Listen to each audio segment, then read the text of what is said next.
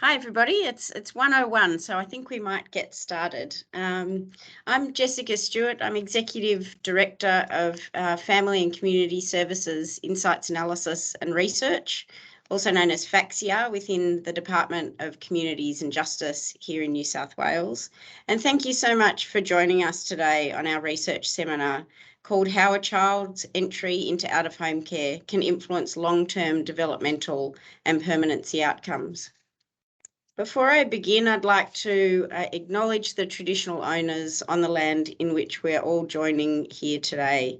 I'd personally like to acknowledge the Gadigal people of the Eora Nation and pay my respects to elders past, present and future, and really extend that to all Aboriginal and Torres Strait Islander people joining us today.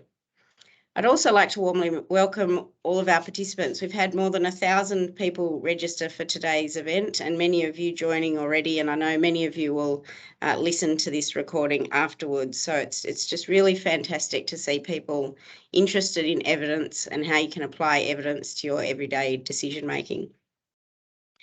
In this FACSIAR Lunch and Learn session, we are hearing from researchers from our Pathways of Care longitudinal study of children in out-of-home care. The study's been going for more than 10 years now and is really generating fantastic insights into the trajectories and outcomes for children in out-of-home care. This talks today will talk about findings looking at how factors such as child circumstances, birth family circumstances and placement decisions can influence a range of developmental wellbeing and permanency outcomes. So the presenters we have for the first part of today, Dr. Catherine Wade and Dr. Fred Woolshan, both online here. Hopefully you can see them. Dr. Catherine Wade is Principal Research Specialist at the Parenting Research Centre. She leads research, evaluation and analysis activities at the centre with a focus on evaluating the implementation and the impact of initiatives that are aimed at improving the lives of vulnerable families across Australia and internationally. Dr. Wade is also a research affiliate with the Faculty of Health Sciences at the University of Sydney, and her talk is titled Trajectories for Wellbeing and Placement Stability Among Children and Young People Who Experience Out-of-Home Care. Welcome, Catherine. Dr. Fred Woolshan, who is joining us late into the evening from Chicago. Thank you so much, Dr. Woolshan, is a Senior Research Fellow at Chapin Hall at the University of Chicago and the Director of the Centre for State Child Welfare Data. He's a long-time collaborator with the Pathways of Care longitudinal study, and his talk is titled Infants and Toddlers Leaving Care. Thanks so much for joining us, Fred. My pleasure. There you are. So after these two presentations, we'll have a panel discussion to talk about the findings, and we have two expert panel members from the Department of Communities and Justice who will share their thoughts on the policy and the practice implications of the research findings.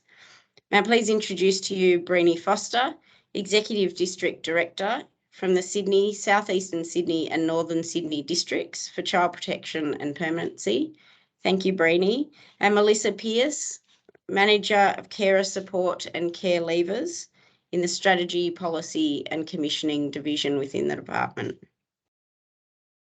After the panel, we'll hopefully have time for a short question and answers if we have time. So please put any questions that you might have in the chat function down the side, and I can come to these at the end. So thank you again so much, everybody, for joining us today, and I'll hand over to Dr. Catherine Wade. Thanks, Jess.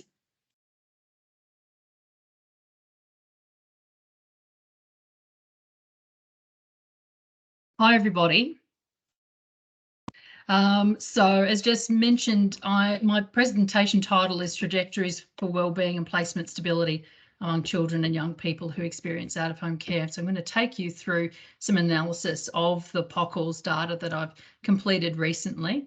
But before I do that, I do just want to add my voice to acknowledging the traditional owners of the unceded lands on which we're meeting today from the various corners of the globe that we're meeting on, and pay respect to Aboriginal elders past and present. And I want to particularly acknowledge and remember the stolen generations, the impact of which is important to understand as a context for this presentation, particularly given the overrepresentation of Aboriginal children. in the child protection systems across Australia and in out-of-home care, which is often as a legacy of the past policies of removal that we've had in our country and the intergenerational consequences of that for family and for culture. And I think it's important to remember that, because some of the findings that I'll be talking about from my analysis today do have a particular story to tell about Aboriginal children in out-of-home care. So a little bit of additional context.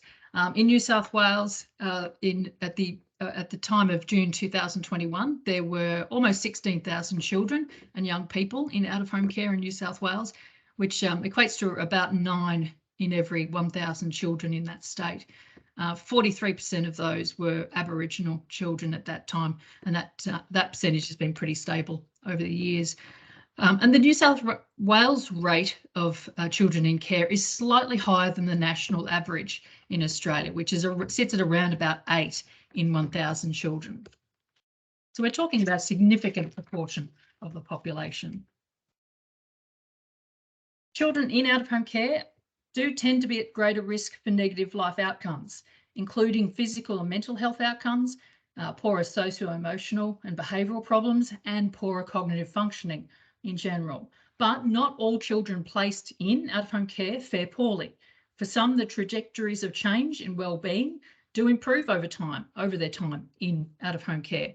And we think that protective factors are likely to play an important role here, that there are pre-existing or emerging child characteristics or living conditions that might help to ameliorate the risk of negative outcomes for children in care. So variables such as children's cognitive functioning on entry into care, the socioeconomic disadvantage that they're experiencing in their birth families, the age at which they enter care for the first time, have all been identified in the literature as being associated with poorer outcomes or as influencing later wellbeing for children in care. Although there's still conjecture in the literature about the relative role that each of those things plays in influencing longer term outcomes. Stability in placement is likely to be one of the key protective factors that are linked to better wellbeing. And early risk and protective factors early in a child's life may also be playing a role in predicting placement stability. So it's likely that it's the interaction between the risk and protective factors that affects child outcomes in the long term, rather than the individual factors on their own. So we need to find a way of analysing the data that we have available to us through POCLS in a way that takes consideration of this complexity of risk and protective factors, and that allows for understanding of how these factors might combine in meaningful ways to influence ultimate long-term outcomes for children in care. So the aim of this analysis of POCLS that I undertook was sort of getting to this issue. The current paper addresses the question of how do child risk and protective characteristics on entry or early in care relate to trajectories of change in child wellbeing and child functioning over time. The specific aims of the study were to, as outlined on the slide, identify subgroups of children in care who are distinguishable based on child and family demographic or personal factors identified by others as playing a role in longer term outcomes for children in care. So basically looking at whether we can identify subgroups of children who, because of their early characteristics, hang together, sit together well, can be distinguished from each other. And then the second aim is to explore how these factors, i.e. how the subgroups, are associated with a range of outcomes and the trajectories of these outcomes over time. And the approach was undertaken. So we had the fabulous POCLS data sets, the rich data set available to us. And for those of you who don't know much about the POCLS, I do encourage you to jump onto the POCLS website. It's very easy to find, has lots of really user-friendly information and videos about the study itself. I'm not going to go into a big background about the POCLS itself right now, but broadly it's a prospective longitudinal study. So it follows children from a point in time and follows them over waves, over multiple waves. It's tracking over 4,000 children and young people who entered care for the first time between May 2010 and October 2011 who were in New South Wales. And it links child protection and health and education and justice data with data that's collected uniquely by the POCLS study. So it's got access to all of these amazing data sets about these children that are collected by different departments in New South Wales, and links that data with new data that's collected through surveys and through interviews with caregivers, the children themselves, caseworkers, and with the children's teachers. 5 waves of the POCLS data has been collected so far, which includes interview data from almost 1,800 children. And the waves are conducted roughly at every 2 yearly intervals. I'm only going to be reporting on waves 1, 2, 3, and 4 because of the wave 5 data has just been collected fairly recently. So I'll be reporting up to wave 4. And the sample that I chose for analysis was children who had interview data at wave 4. And the reason why I selected that was because I'm interested in examining outcomes, long-term outcomes. So I wanted to include in my analysis only children who had who we had data for at wave 4. And the approach to analysis that I used was to start with, I used cluster analysis to identify those subgroups of children based on distinct characteristics on entry or early in their care experience. Cluster analysis is this neat little analytical approach that allows us to explore the interaction between various factors and pulls children together, brings children into these subgroups based on those factors. So that it allows us not just to look at individual factors separately, but look at combinations of factors and to see what outcome, what impact or what differences there might be between meaningfully clustered children or groups of children.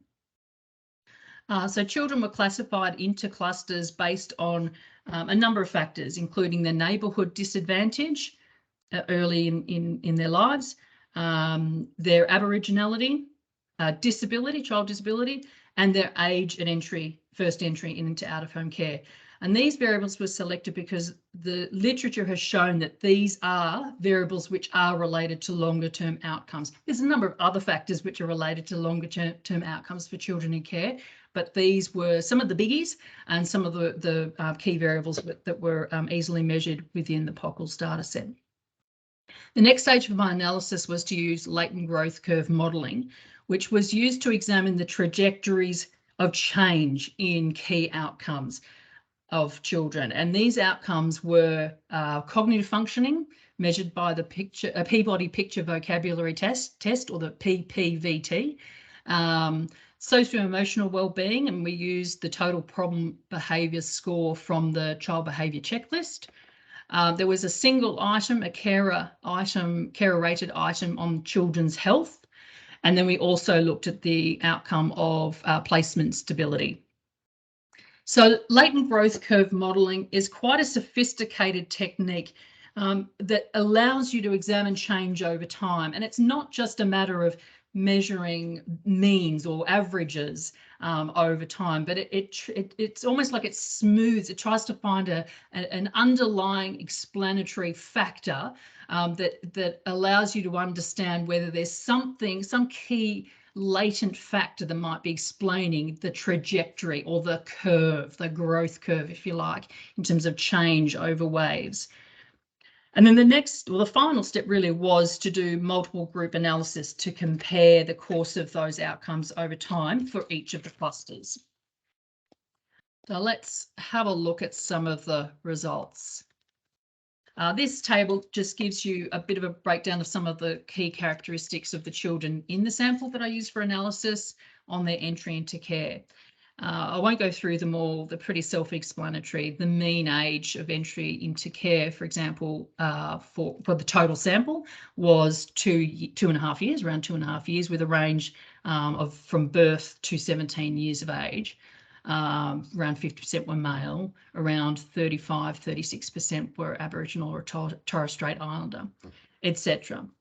So I won't spend too much time on this slide, just to point out that the abbreviation ROSH stands for risk of significant harm. So that final row there, the number of ROSH reports, risk of significant harm reports prior to the child's first entry into care was a mean or an average of 7.85 reports made before they entered care.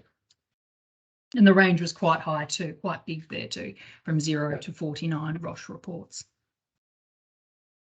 Let's get on to the clustering. So this graph hopefully gives you a bit of a sense of what the different clusters look like. The cluster analysis that I performed identified that there were 3 clusters within the sample. So that means statistically, but also logically, meaningfully, we could identify 3 distinct groups that could be described on the basis of these characteristics. Aboriginality, disability, age at first entry, and then IRSD, that should be, is the index of relative social disadvantage. So it's a measure of neighbourhood disadvantage based on postcode. And the 3 clusters are listed along the bottom of that chart there. So the biggest cluster was actually one that we described as having multiple risks. These were children who were on average more likely to have a disability and have a lower IRSD on entry into care, so lower SES on entry into care.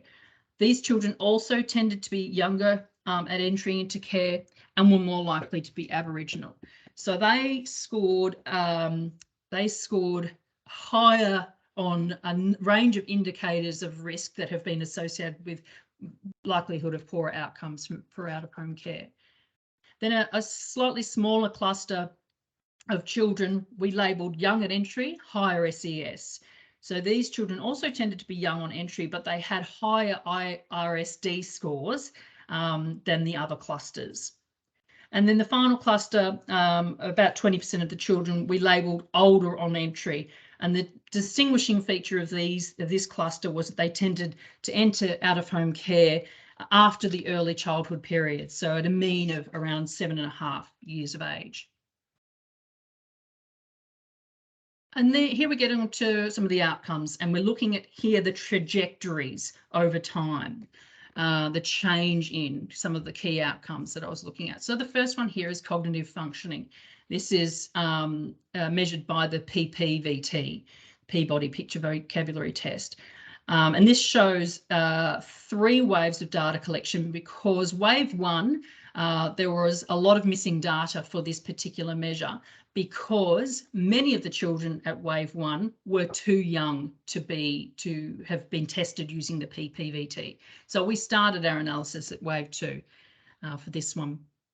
And the latent growth curve modelling analyses the trend data by seeking to find a curvilinear trend. So it's not just looking at that static sort of linear change over time, but it's trying to plot a curved trend line, if you like. In this case, the modelling showed an acceptable fit to the data overall and for each cluster separately. For the total sample, which is represented here with a black line, at wave 2, the average PPVT score was 92.79, and that on average, the PPVT scores increased over waves at around about 1.5 points each wave. So you can see that black line gradually increasing. When we did the multiple groups analysis for the cognitive functioning measure, we found that the model fit the data for all of the clusters, and that there were some significant differences in the course of cognitive functioning scores between the clusters.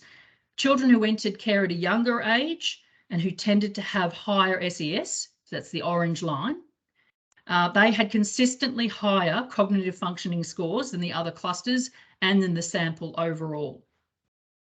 And children who entered care at an older age, which is the purple line, they had the lowest PPVT scores at wave 2, but their trajectory here at later stages aligned closely with the overall sample. So the trend line matched, even though it was below, it matched the overall sample. And even though they started at a lower starting point at wave 2, they never quite recovered. They never quite caught up with other children, other children in the cohort. But their trajectory was similar to the overall sample. And then the multiple risk factors there, a cluster there, you can see with the green line, they demonstrated very little growth in their cognitive functioning trajectory over the waves. Have a look at socio-emotional well-being. So this is the CBCL, total problem behaviour scores. Again, we start at wave 2 because a big chunk of the sample that I was looking at they were too young to be tested at wave 1 using this measure. Again, we have good model fit for the overall data, and the multiple group analysis shows that the model did fit the data for all clusters. The younger at entry, higher SES and the multiple risk factors clusters both show similar trends towards increasing behaviour problems. So it's an increasing scale here. So a higher score equals more problem behaviours. So we can see that those two clusters are increasing behaviour problems over time. However, the older on entry, the purple line there, shows a decrease overall in behaviour problems over time and a flattening of scores by wave 4 when their scores show similar mean scores as the best performing cluster, which is the younger at entry or higher SES cluster. This next chart shows us that single item measure of children's health. And here it's important to keep in mind that high scores equals poorer health. Okay, so we'd be looking ideally for a decreasing line here. So you can see that each wave, or over the 4 waves, there is in general an increasing trend towards poorer health as rated by the carer. Child health is best at each wave for the younger at entry, higher SES cluster, and is poorer at each wave for the older on entry cluster. Model fit was good on child health overall and for clusters 1 and 2, but model fit wasn't good for cluster 1, which was the older on entry cluster. So we didn't include that cluster in the multiple group analyses. But the multiple group analyses comparing the total sample with clusters 2 and 3 also showed us that the trajectories, the latent growth curve modelling, didn't support the hypothesis that there would be significant differences in the course of child health ratings over waves. So the trajectories of child health were not found to be different between the clusters. So the rate of change on that variable was similar for each of the clusters.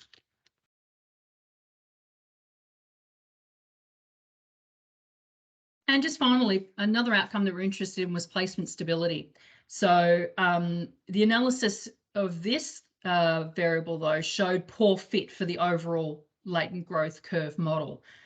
So we didn't proceed to test whether there were statistical differences between the trajectories of the different clusters. But I will just point out that you can quite clearly see from this chart that there is a difference in terms of placement changes between waves for the older on entry cluster compared to the other clusters and the overall sample. So older on entry children are much more likely to have a greater number of placement moves between waves. So a bit of an overview of what the key findings are from this analysis. First of all, that there are differing trajectories for children's cognitive and socio-emotional outcomes across the clusters, but that there wasn't for child health. For cognitive functioning, the younger at entry and higher SES cluster seemed to start better than other clusters and improved at a steeper rate than the other clusters, suggesting that early entry into care may be a positive factor. However, it's important to note that this study found evidence that in some respects, the older on entry cluster may fare better than younger at entry children in the long term on this measure. Children who were older on average at entry into care showed some of the poorest results for cognitive functioning and socio-emotional wellbeing at wave 2, but their scores on both of these indicators of wellbeing improved by wave 4, significantly so for cognitive functioning scores. The improvement in socio-emotional wellbeing for that cluster meant that at wave 4, their scores were indistinguishable from the younger at entry higher SES cluster, whose socio-emotional wellbeing had actually decreased by wave 4. The cluster of children identified as having multiple risks on entry into care showed the poorer socio-emotional wellbeing and cognitive functioning on entry, and they showed little improvement in cognitive functioning over time, and they showed an increase in behaviour problems over time. A cluster of children identified as having multiple characteristics at entry into care or early in care showed little improvement in cognitive functioning and some of the poorer socio-emotional wellbeing over time. And in terms of placement changes between the waves, they were the lowest for children who entered care younger, with fewer risk factors on entry into care. I just want to touch on the implications. I won't belabor this too much because I know Mel and Brini might be commenting on some of these implications. But I think it's important that this study helps us, important to say that this study helps us to understand how combinations of risk and protective factors early in care can impact on children's later presentation and wellbeing.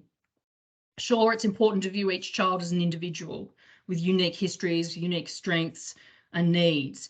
But by identifying clusters of children with particular early experiences, we can inform choices for a child's care that promote the likely best outcomes for the future. So that's one of the big implications as I see it from this analysis.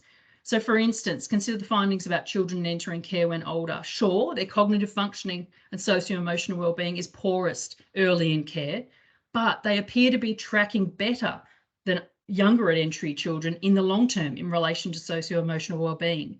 So to me, these findings challenge some of the assumptions and some past research about the importance of placing children early, the importance about making placement decisions early, and that making those decisions about putting children into care late is risky. It just helps us to rethink some of the underlying assumptions that we take into decision making about children's placement into care.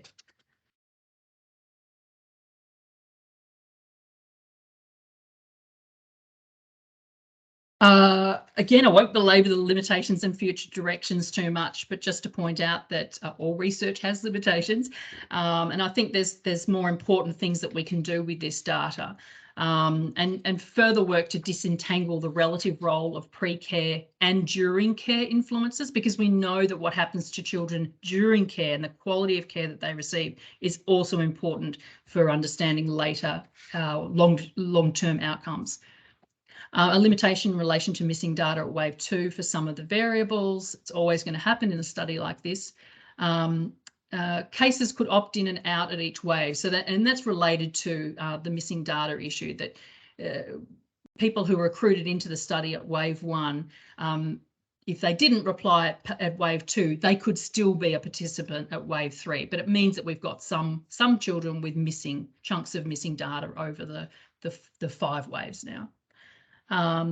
We didn't take into consideration looking at whether children had been restored to their family of origin at any stage across the waves, but that could be a next step for the analysis to look at whether there are differences for children who are restored versus children who remained in care.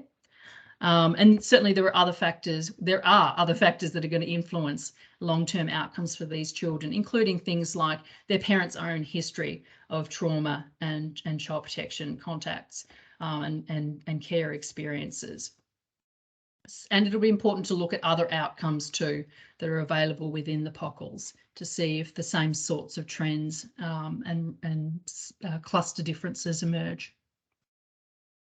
And just a super quick slide to acknowledge all the wonderful people who have provided assistance to me throughout the course of this. FACSIAR, of course, Emerging Minds, who also contributed some funding to this analysis. and Judy Cashmore, Alan Taylor, Amy Conley-Wright and Betty Lou, who were fantastic peer mentors in getting the analysis done. Thank you very much. And of course, thanks to FACSIAR and the POCLS team for all of your assistance and access to the data. Thank you very much.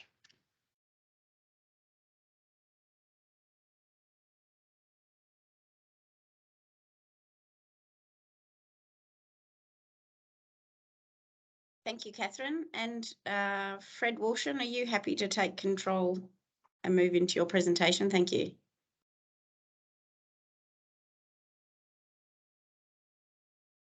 You're on mute, Fred. Can you see my slide? Yes, thank you. All right, very good. So thank you, Catherine, for that a very interesting presentation. Thanks to the partners at FACSIAR for the invitation to share with you the results of a study we did some time ago in relationship to children leaving out-of-home care. And while we don't look specifically at change in development over time, we do touch on the question of development, child development as of the Wave 1 interview, and whether or not that had any influence on the on whether infants and toddlers leave out of home care. I thought what I would do, though, a little bit is to provide some contrast with the U.S. To place the leaving care into some context. This is an overview here. Why infants and toddlers? I think in our context, and I suspect that it's true in yours as well, I know from some of the epidemiological data that the most important population of children entering out-of-home care are children under the age of 1. If we expand that to the age of 3, infants and toddlers, it only reinforces the point that for child protective systems around the world, and particularly in the industrialized societies of Europe, the UK, the United States, there are increasing numbers of young people, infants and toddlers coming into out-of-home care. It's particularly acute in the US with regard to infants. And among infants, kids under the age of 30 days at the time of entry, more than 1 in 10 kids coming into out-of-home care in the United States is less than 30 days old. 1 in about 4 are under the age of 1. So this is an enormously important group of kids just in terms of the volume. But I think we also want to think about this from a dose response perspective. If there's going to be an impact of foster care, it has to be related to the exposure to foster care. And I'll show you in a little bit here that the exposure to foster care is greatest among kids who come in early in life. And I think that's important to bear in mind. We have to do a much better job as societies figuring out how to help very young children stay with families. And if they can't initially stay with families, how do we restore them to their families, place them with kinship care, and what have you? So I think we have to think more strategically about this very important population. I wanted to put this slide on here. I know that in Australia, you've reserved the term care leavers for children who are aging out, transition age youth. And I want to suggest that care leavers are a much broader group than just kids making the transition to adulthood. That any child who's been in care eventually becomes a care leaver, and they might leave at 3 years of age, they might leave at 5 years of age, they might leave at 10 years of age, or at 18 years of age. The point is that they're leaving care, and they all have transitions to make, both back into the home, but also they're the life course transitions of entering school or entering middle school or high school or adult. And so these transitions have to be managed.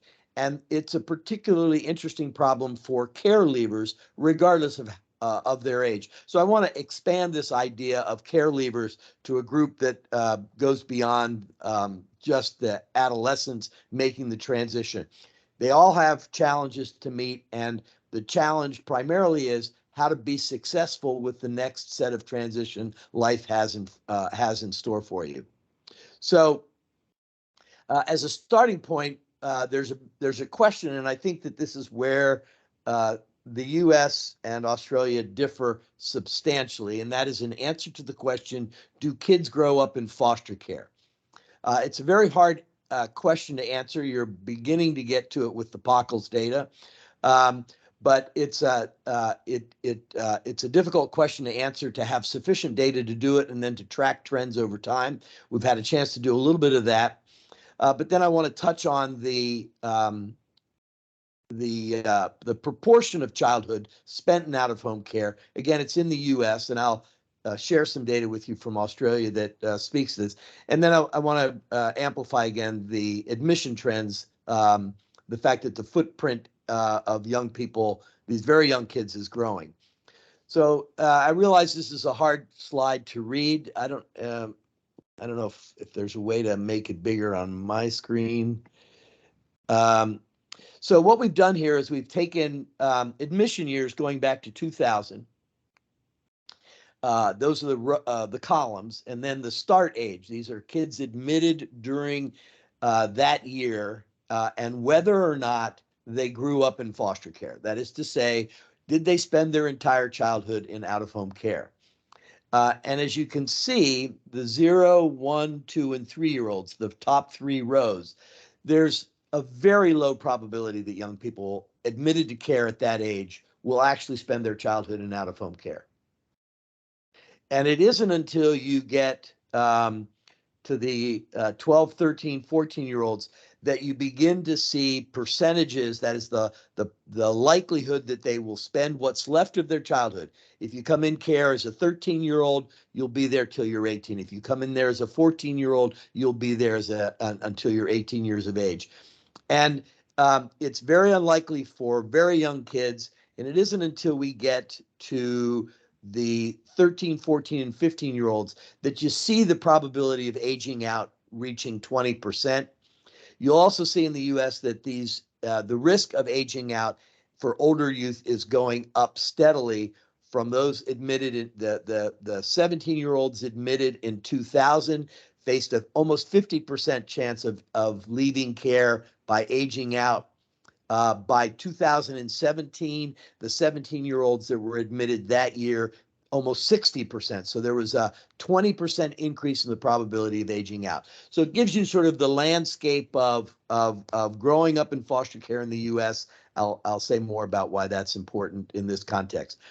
We then look at the question of, given when you come into out-of-home care, what proportion of childhood do you spend there? And here again, you can see that the very young kids, the group that we're talking about, the 0, 1, 2, 3-year-olds, they spend the largest portion of their time in out-of-home care. So the dose from a developmental perspective is far greater for those young people than it is for, say, kids who come in as 11 and 12-year-olds. And to Catherine's analysis of older youth, younger youth coming in, what are the benefits, what are the detriments of being in out-of-home care, I think this provides you a way to look at that from a dose response question. And then finally, the question about the footprint. In the U.S., to the left there, you see newborns by geographic region. Then you have infants, newborns being 30 days or less, infants being 31 to 365 days, and then all older children and youth. And you can see in America's large central urban areas, Chicago, New York, Los Angeles, there's actually been a decline in the number of kids coming into out-of-home care. But for every other age group and in all other parts of the states, there's been tremendous growth in the number of kids coming into out-of-home care, particularly in rural America, which I think there's a narrative there that speaks to the political climate that we're dealing with here in the U.S. So for infants and toddlers leaving care, we just want to point out that the dependent variable here is whether the person left care, regardless of why, from the point of the first wave interview forward. And so we didn't follow, as Catherine was able to do, through wave 2, 3, and 4. We observed them through, I think, 4 years post-interview, and we're able to ask the question, did they leave care? We're interested in the demographics, aspects of the child. We're interested in aspects of the services, and we're also interested in the context as measured by district office, although for this analysis, we did not find much traction with that variable. I'll just say a little bit more because it again bridges on some of the issues that Catherine raised. Every child has a latent probability of leaving care. Eventually, they're going to leave care. The likelihood that they will leave care changes with time in the presence of risk and protective factors. And I wanted to just highlight here with repeated measurement, what you're seeing is how the change in the probability of leaving care is responding to that latent probability and the presence of risk and protective factors. Risk factors reducing the probability of leaving, protective factors increasing the probability of leaving. And we're looking and are very interested in the shape of that curve. So I'll skip over some of these. If you want to look at the conceptualizations that I'm talking about, there's a methods paper that we did that you'll find on the POCLS website. But I won't go into that here and now. This is, in the US, what the rates of leaving care look like. So the top line is permanency. In the US, the dominant ways of leaving care are through adoption, reunification, and discharge to a relative. The top line there is permanency overall. And you can see that there's a declining probability of permanency as time in care goes on. That's made up of 3 subtrends. The risk of adoption goes up through about 3 years in care, and then it starts to decline. That's the red line that starts at the x-axis and then rises and then falls off. The reunification probability starts very high and falls off. And then there's the risk of, if you will, of being discharged to a relative. It's sort of low and persistent over time. When we look at the age group of kids, infants are the yellow line or the orange line. Children of 1 and above are the top line or the sort of brown line. I show this here because this is for reunification in age. Infants are less likely to be reunified as time passes. But notice that the shape of both of these lines is the same. And that's because there are systemic risk and protective factors that are in control of the probability of being reunified. Same thing with adoption. Infants, much more likely to be adopted and much more likely to be adopted quickly. You can see that in the orange line that rises very quickly from almost no probability within the first 6 months of being entered into out-of-home care to a rapid increase, but then a flattening off. In both cases, you see a rapid increase. For infants, it's more pronounced, but again, this is the interplay of risk and protective factors dictating from a systemic perspective the rates at which kids leave. There are other factors, developmental, but you're seeing the imprint of these risk and protective factors play themselves out. This last one I wanted to show is the reentry and developmental effects. The straight line across the middle is the risk of reentry for babies. And then you have exits to reunification. Those are the kids who left to be restored in your vocabulary. Exits to guardianship are the line that rises steeply from ages 8 to 9 all the way to 14 and 15. So what this says is that the risk of reentry is greatest for babies.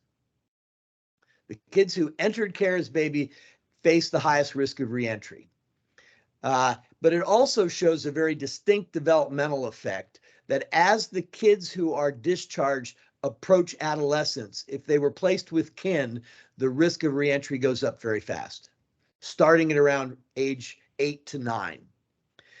It's less pronounced for the kids who were reunified, but you'll also see that from ages 10 to 11 to 14 and 15, the risk of reentry is also rising for kids in this age group, again, because of developmental risks. The entry rates for kids coming in and out of home care is much higher for babies and adolescents compared to children of other ages. And you see the mirror image of that in the risk of reentry. So I wanted to just highlight the developmental effects that are influencing what's taking place over the life course, not simply as a function of what happens while they're in the child protective system, but as a matter of development in and of its own. So New South Wales, very quickly, again, the dependent variable is whether the young person left care, regardless of the reason why. We looked at child demographics, age, gender, Aboriginal status. Developmental status is measured by the Ages and Stages questionnaire. And then we looked at caseworker contacts and family visitation, caregiver satisfaction with the services they're getting, and then context we used a district office, which is an administrative organization. So through the lens of who the child is, so what can we say about the risk of leaving care and who the child is? Cases involving atypical development take longer to resolve. They're less likely to be discharged from care. Atypical development. Aboriginal status, somewhat slower to leave care, but not statistically significant. Through the lens of family, we did find that visits with the family, frequent visits with the family, those young people were more likely to be discharged than not. Although I would be very careful in ascribing causality to that, because it may well be that the workers are identifying cases where there's a possibility of reunification, and they respond to those cases because they have limited amount of time. So they may respond to the cases where that's a possibility. So the causality is a little bit tricky. The quality of visitation with the parents did not produce strong statistical effects. And in fact, they were somewhat counterintuitive. I won't go into the details. The report's on the website. Unstable care, number of Roche reports were associated with lower rates of discharge. And then the children who left care had caseworkers who spent time with them. And then the last thing I'll say is that one of the effects that was remarkable in the data, it was the policy changes that took place in 2014 were distinctly evident in the data, and that is the kids who were still in care when the policy changes went into effect were very much more likely to be discharged than the kids who were in care prior to the onset of those policy changes. And then last but not least, children in relative homes with Aboriginal children in relative homes were also very likely to leave care. Now, the last thing I'll say is that Marina and other members of the POCLS team sent data to me that sort of caught us up to where are the kids. So almost 60% of these kids as of 2021, I think I have this right, were still in care. So these are young people who were in care, started care between the ages of 0 and 3, and 60% of them are still in care. That is a very different discharge situation than what we observe in the US. And I think that might be fodder for conversation. So I'll stop there and thank you for your time and attention. I think it's afternoon your time, evening my time. So let me pass it back to whomever is picking it up. Thank you so much, Dr. Wilson and Dr. Wade, for those presentations and really interesting and complex findings, to which I will now turn to our two panel members for comment. So firstly, we have Brini Foster, Executive District Director in Sydney, South Eastern Sydney and Northern Sydney districts. Brini, are you happy to talk a bit about your role and your reflections on the findings presented today? Sure.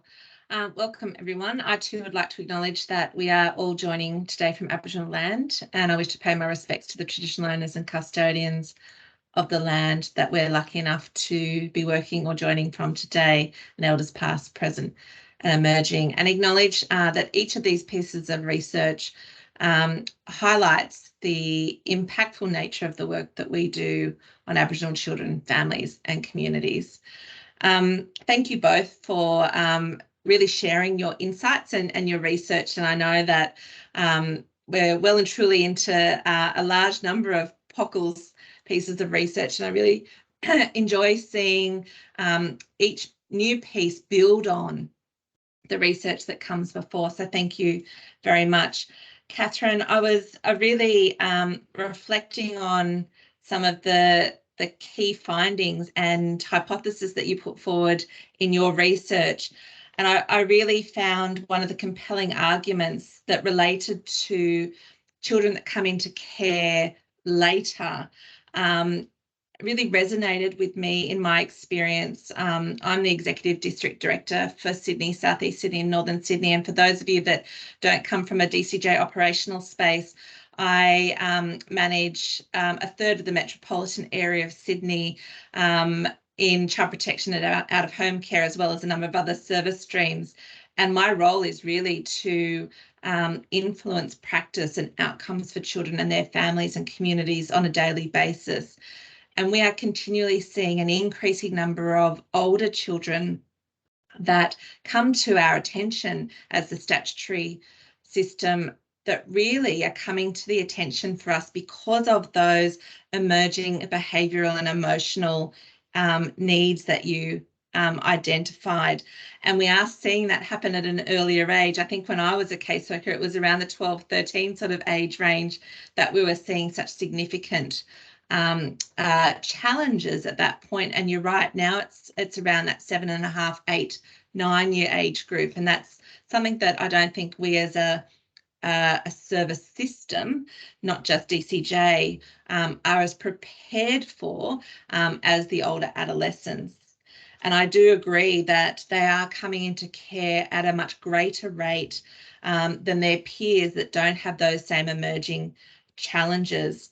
And that would suggest to me that as a service sector, that includes mental health, drug and alcohol, our disability service sector or the NDIA, really are not meeting the needs at an early stage. That is resulting in those, for many of those children and families, really resulting in a trajectory into the statutory system, which then results in much poorer outcomes over time. So that would suggest to me that we need to do something earlier and have a much more robust system around supporting children and families around disability, mental health and drug and alcohol. I was really interested in your perspective and the research around the challenge, the difference between wave 2 and wave 4 for those older children that come into care. And I would suggest that that's actually the investment in services, acknowledging that those children are likely, that we've learnt that those children are likely to have poorer outcomes, but that without that investment, they're also more likely to have placement breakdown and relationship breakdown in their extended family. So I'd be curious around future research that would look at what level of support and investment has actually gone into keeping those children at that trajectory to improve their outcomes, as opposed to simply them being in care, because I think we would actually find that that is because of the significant investment in acknowledging the poor trajectory for those children. I was really keen to understand more about the latent growth curve modelling. I think that that's a very different way of looking at this compared to how we've looked at it previously.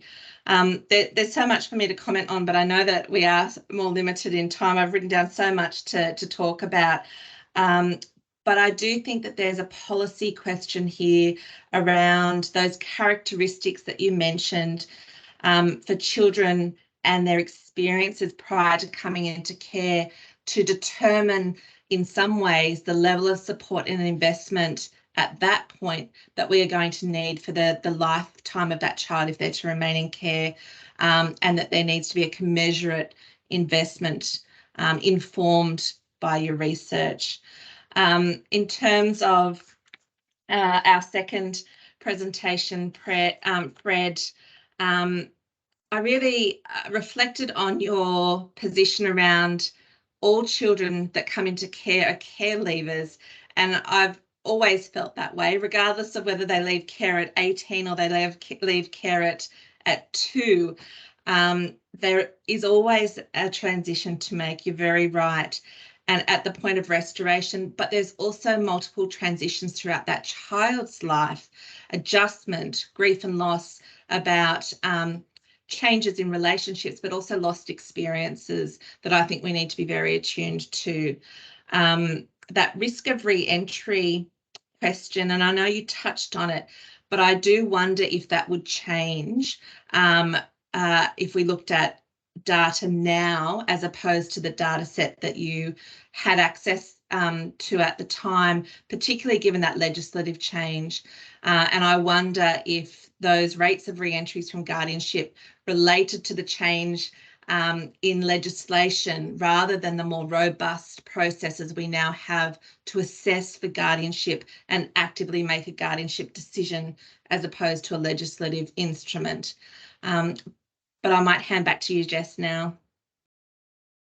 Thank you so much, Brainy. I really appreciate your thoughts. And Melissa, thank you also for joining us as well.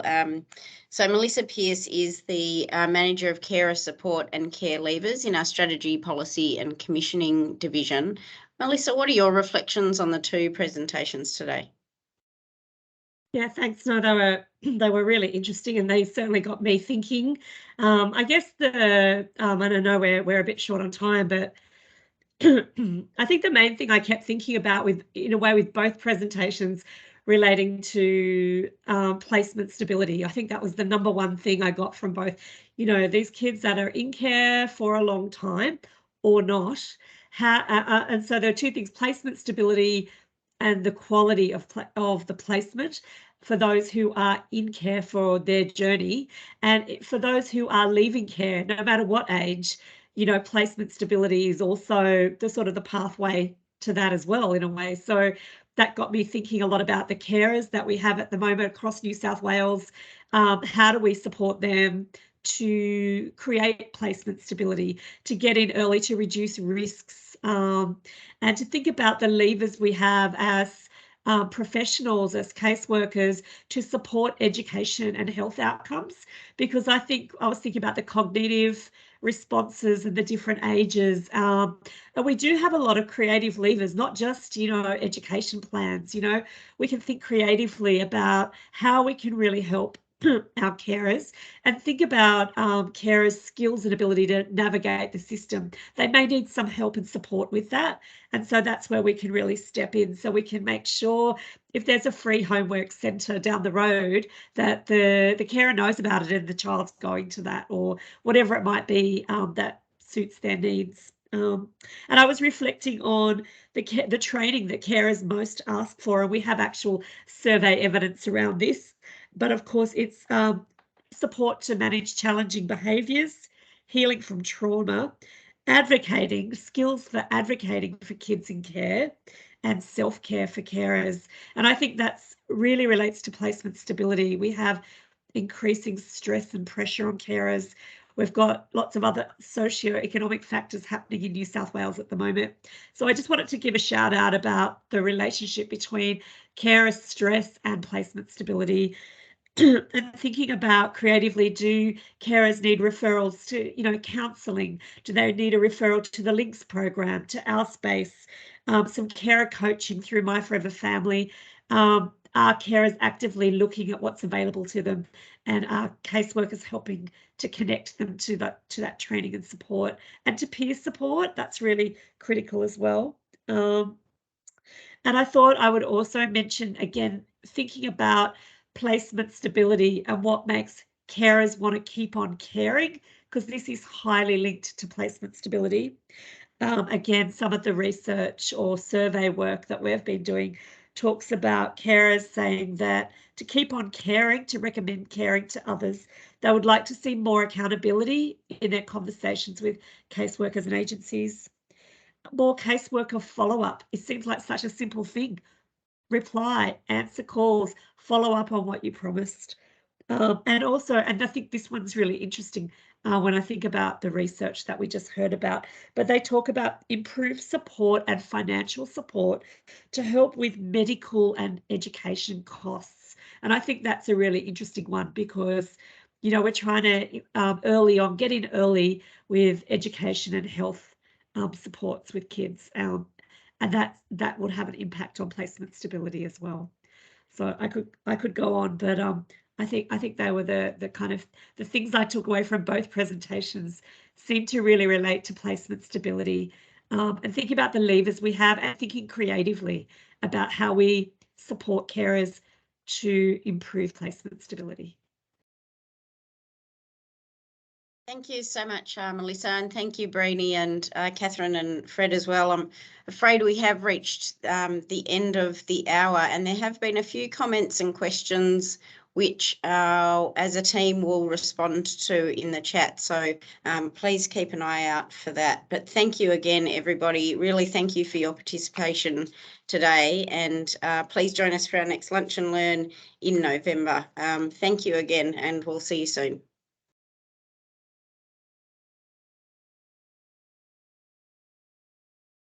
Bye-bye.